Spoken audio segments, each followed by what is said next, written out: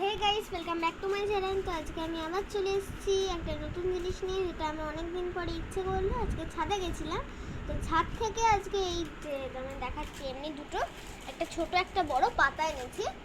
ভাবলাম যে এখন তো তাড়াতাড়ি দুর্গা পুজো আসছে, আর দুর্গা পুজো মানে কাশ কামারি পদ্ম শালুক শিউলি এসবই হয়, কিন্তু আমি আজকে ভাবলাম একটা পদ্ম ফুল আঁকবো। এই সাদা রঙটা করবো, তার মধ্যেখানে আমি পদ্ম ফুলটাকে আঁকবো। আর কি আর একটু প্রবলেম হচ্ছে। হ্যাঁ, তো এই যে এটাকে ফার্স্টে আমি পুরোটা সাদা কোট করে নিই, তোমাদের কাছে আসছি। আমার এটা একটু প্রবলেম হচ্ছে। ওকে, ফাইনালি এত ঝমঝম রং ফং লাগার পরে এটাকে আমি সাদা রং পুরো কোটটাকে কমপ্লিট করতে পেরেছি। আর আমি বলে দিচ্ছি আমি কোন কালারের, মানে আমি এখানে হয়তো তোমরা কেউ দেখেই বুঝতে পারবে না যে আমি কোন ইউজ করছি, কোন কোম্পানির কালার্স।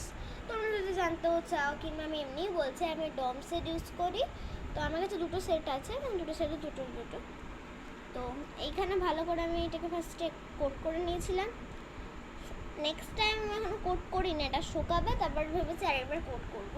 তো তোমরা দেখো এটা কেমন হয়েছে, সুন্দর হয়েছে কিনা আমি তোমাদের কাছে গিয়ে দেখাচ্ছি।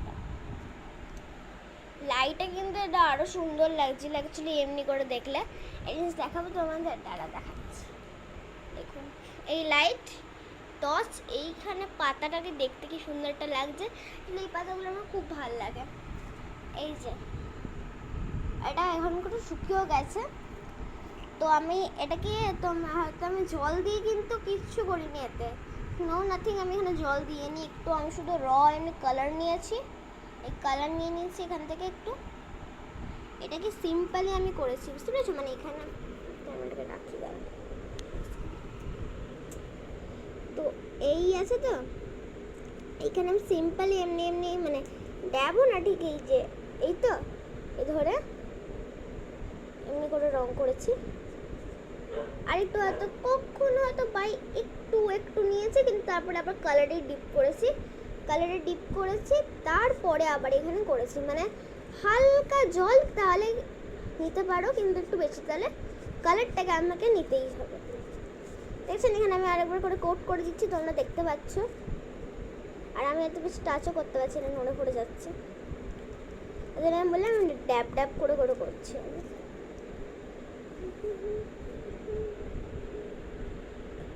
তো তোমাদের তো বললামই আমি এর উপরে একটা পদ্ম ফুল ড্রয়িং করতে চলেছি। তো ও পদ্ম ফুলটা কিন্তু ঠিক এই সময়টাতে ফোটে কি না আমি নিজে ভালো করে জানি না, কিন্তু যখনই ফুটুক আমার ফেভারিট হচ্ছে রোজ। কিন্তু আমি পদ্ম ফুল আঁকতে পারি বলে, আমি রোজ আঁকতে পারি না বলে এটা আঁকছি। এটা ছিল ওটা ম্যান্ডেটরি জিনিস, এটা যে আমি পদ্ম ফুলই আঁকবো, রোজ জেনেও আমি আঁকছি না। না, আমি জানি না রোজটাকে আঁকতে, তাই আমি এখানে পদ্ম ফুল আঁকছি। কিংবা আমি এখানে কাশফুল আঁকতে পারতাম, দুর্গা মুখও আঁকতে পারতাম না। আর ওই ছোটোটাতে কি করছি সেটা আমি নেক্সট ব্লগে দেবো, কেন এই ব্লগে আমার একটাই করা সম্ভব আছে না, আর হবে না। আমি প্রথমে ভেবেছিলাম যে এখানে পেন্সিল দিয়ে শেড করে নেবো এটা শুকিয়ে যাওয়ার পরে। তারপর ভাবলাম যে না, এরপরে শেড করবো না, একবারে কালার করে দেবো। অত শেডমেন্ট করবো না, তাহলে পেন্সিল নষ্ট হয়ে যাবে। কেন ভেবেছি যে শেড করে দিই, তাহলে কি হবে,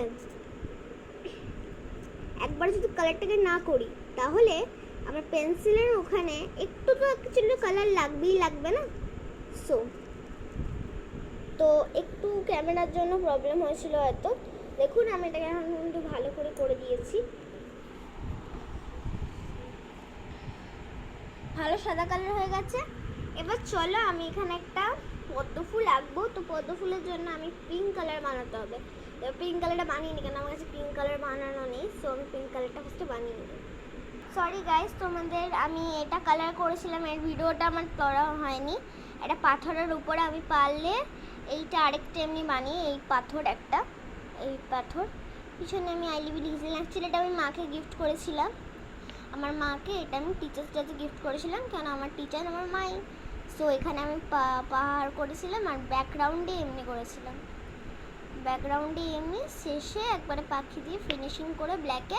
আর এই সাদাগুলো আমি কালারে করিনি, এগুলো আমি পরে ভেবেছিলাম যদি একটু দিই তাহলে ভালোও লাগতে পারে, না লাগলে ভেবেছিলাম পরে আবার ব্ল্যাক কালার করে দেবো।